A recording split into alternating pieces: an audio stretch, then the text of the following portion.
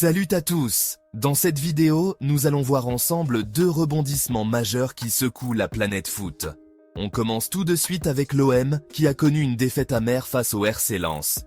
L'ancien capitaine marseillais n'a pas hésité à prendre la parole après ce match difficile. Vous vous rappelez, l'OM devait impérativement s'imposer pour empêcher l'OGC Nice de remonter à la deuxième place du championnat, mais au dernier moment, un but encaissé a tout remis en question. Roberto De Zerbi, le coach italien, a rapidement pointé du doigt des problèmes de forme physique de ses joueurs, laissant entendre que la fatigue avait joué un rôle décisif dans ce revirement dramatique.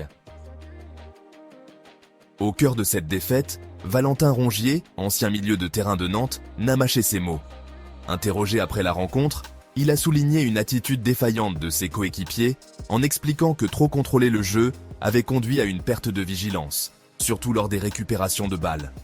Selon lui, l'équipe a été concentrée pendant 96 minutes, mais n'a pas su maintenir cette intensité jusqu'à la toute fin, ce qui s'est soldé par un but à la dernière minute qui leur a coûté les 3 points tant convoités.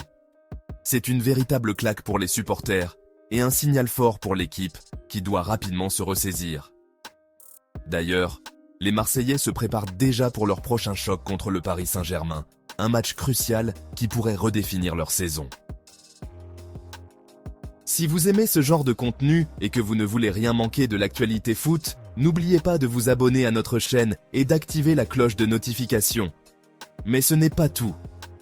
Dans un autre volet de cette journée riche en émotions, l'Olympique lyonnais se trouve lui aussi sous les feux des projecteurs. Paulo Fonseca, l'entraîneur portugais, a écopé d'une lourde suspension après un coup de sang spectaculaire envers l'arbitre Benoît Bastien, qui s'était chargé de la rencontre entre le club rhodanien et le stade brestois.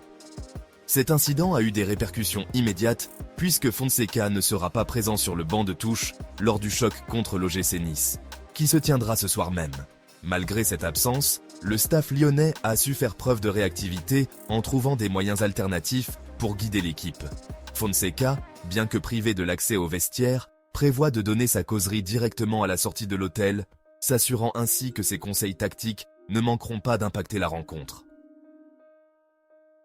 Pour assurer la continuité, Jorge Maciel, l'entraîneur adjoint, prendra temporairement les rênes, garantissant que l'interdiction de communication entre Fonseca et l'équipe sera strictement respectée. Il semble que même dans l'adversité, l'OL trouve toujours le moyen de se réorganiser pour ne pas laisser passer leur chance.